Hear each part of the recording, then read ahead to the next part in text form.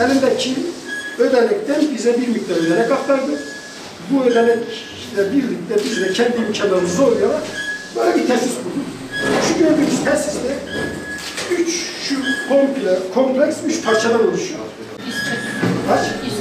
140 derecelik bir ısıyla hem ütüsü yapılıyor hem şekil veriyor. 3 parçayı siz burada kendi yerinize bile ayıramazsınız.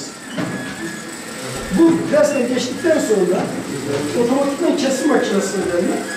Sağlıklı işin yürümesi ve elimizde de çok acil ihtiyaç olmadığı için normal işte günde 5.000 tane, 4.000 tane ihtiyaca göre kesim yapıyoruz. Bu tarafta da diğer detayı ben size izah edeceğim. Yani kompleks bu.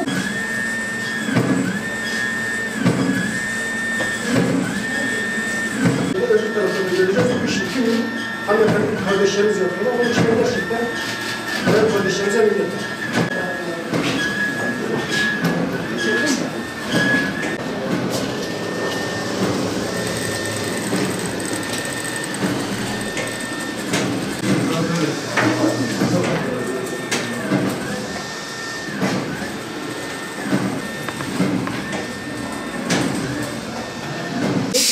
Bu işlemi niye yapıyoruz? Çünkü bu kadar elde dolaşan, bu kadar elin değdiği ürünün sağlıklı bir şekilde takılabilmesi için, gönül rahatlığıyla kullanılabilmesi için 280 derece sıcaklıkta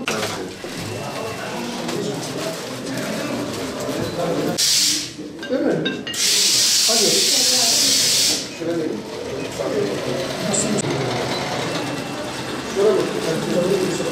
Tamam, unutmuşum.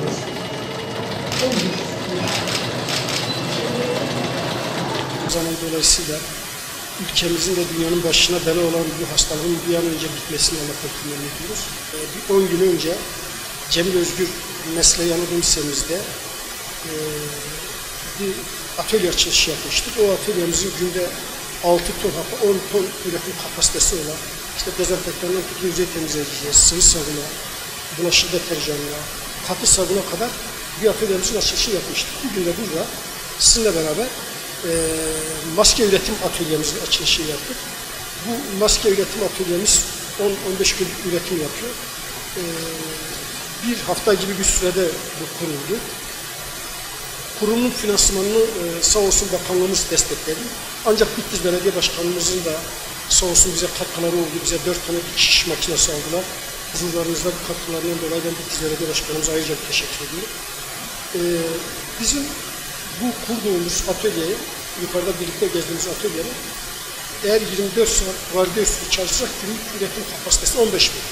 Yani bize kumaşlarını göndermiyorlar, biz kesiyoruz, dikiyoruz ve belediyelere veriyoruz, belediyeler dağıtıyor. Bugüne kadar 14 bin tane maskeyi Bitlis Belediye'mize ona dağıttılar.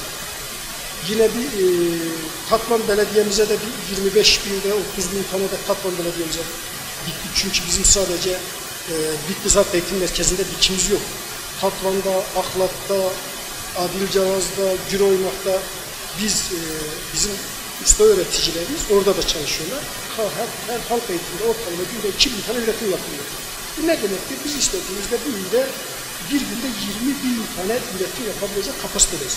Yerde olduğu gibi burada da bizim yükümüzü çeken bayan kardeşlerimiz var, bayan öğretmenlerimiz var. Hakikaten huzurlarınızda ben bir kez de bu arkadaşlarımıza çok teşekkür ediyorum. Ya bu arkadaşlar Ramazan'da, bunların evleri var, çocukları var, eşleri var. Bunların hepsini bir tarafa yıkmışlar. Toplumun acil ihtiyacı olan, herkesi günde en az 2 defa, 3 defa, en az 1 defa kullanabildiği sağlığının bu dönemde vazgeçilmezi olan maskeyi üretiyorlar. Birincisi, önce gördüğünüz gibi kumaşlar bize rulo şeklinde geliyor. Rulo şeklinde gelen kumaşlar önce düzeneye diziliyor. Sonra 180 derece presten geçiyor. Bu presten geçince hem şekil veriliyor hem de aynı zamanda o 180 derece sıcaklıkta önce de kumaşta eğer bir mikrop falan varsa bu öldürülüyor. Presten geçen kumaş kesime gidiyor, kesiliyor. Kesildikten sonra oradaki bayan kardeşlerimiz bunların lastiklerini dikiyor. Lastiklerini diktikten sonra yukarıda da gördüğünüz gibi bizim ayrıca dezenfekte presimiz var. Yani bu iki şekilde yapılıyor. Bir hastanelerde 16 saat işte belli bir düşük ısıda makinede kalıyor. Ama pratiği burada bizim 280 derece, yani 180 derece plus 280 derece dezenfekte makinesinden 280 dereceden geçtikten sonra bizim paketleme makinamıza geçiyor. Paketleme makinamızda 2 tane arkadaşımız var. Orada artık ihtiyaca göre 5'er, 10'ar, bazen 20'şer adet paketleniyor ve böylelikle kullanıma hazır hale geliyor.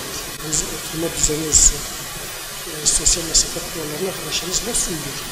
Bir de her gün burada şu atölyelerimiz yüzey dezenfekte ile arkadaşlarımıza biz dezenfekte yapıyoruz. Yüzey dezenfekte ile temizlikleri yapıyor. Yani hijyeni alabildiğine uyuyoruz. Kendiniz de gördüğünüz çalışan arkadaşlarımızın hepsinin ağzında maske var, hepsinin elinde eldiven var. Hepsi bu kurala harfiyen uyuyorlar.